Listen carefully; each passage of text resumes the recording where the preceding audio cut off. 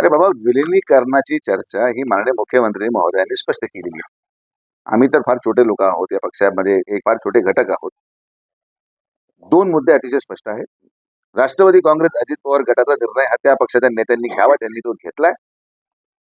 या व्यतिरिक्त त्यांना कुठला निर्णय घ्यायचा असेल तर माननीय मुख्यमंत्री महोदयांनी स्पष्ट केलेलं आहे की भारतीय जनता पार्टीमध्ये ते सरकारमध्ये आहेत, तर त्यांनी भारतीय जनता पार्टीशी सहमतीने तो निर्णय घेणं अपेक्षित आहे. आणि नुसतं भारतीय जनता पार्टीच नाही, शिवसेनेच्या बरोबर देखील त्यांनी चर्चा करणं अपेक्षित आहे, कारण की सत्यमती आहे. आता जेव्हा मुख्यमंत्री महोदयांनी एवढं स्पष्ट सांगितलंय, इतकं या 5-6 दिवसामध्ये इतकी घाई काही लोकांना झालेली आहे. जसं काय एखादा प्रोडक्ट आपण मार्केटमध्ये विकतो की साबण घ्यावाच लागेल, घ्यावाच लागेल, असे मागे लागले तरी कमाल झाली यार. इतकी लाचारी. म्हणजे एकीकडे भाषणामध्ये संघर्षाच्या घोषणा की आम्ही कसं महाराष्ट्र घडवू शकतो. आता निवडून आले, पण निवडून आल्यानंतर लक्षात आलं की आपल्याकडून काही होय ना आता. आणि मग आता ते होत नसल्यामुळे कुठेतरी दुसरी दिशा द्यायचं. तर हे सगळं थांबलं पाहिजे बाबा. तुम्ही कोणालाही स्वतःला घेण्यासाठी बळजबरी करू शकत नाही.